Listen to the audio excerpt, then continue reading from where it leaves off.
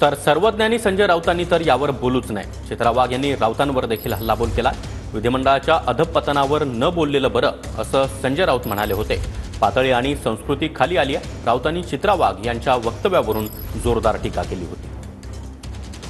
या प्रकारे तुम्ही जे काल पाहिलं अशा अनेक राज्यामध्ये विधिमंडळात घडतंय आणि याला जबाबदार विधिमंडळाच्या अधपतनाला जबाबदार भारतीय जनता पार्टी। देवेंद्र फडणवीस राज्याचे मुख्यमंत्री आहेत, त्यांनी याच्यावरती आपली भूमिका स्पष्ट केली पाहिजे की जे काय घडलं आणि ज्या भाषेचा काल वापर झाला, जेव्हा आपण बोलतो एखादी गोष्ट सभापती अध्यक्षांना पटली नाही तर ते कामकाजातून काढून टाकतात। पण अत्यंत अश्लील स्वरूपाची विधानं काल आपल्या विधिमंडळात झाली आणि त्याचं समर्थन जर कोणी करत असेल तर ते महाराष्ट्राच्या संस्कृतीला काळीमा फासतात।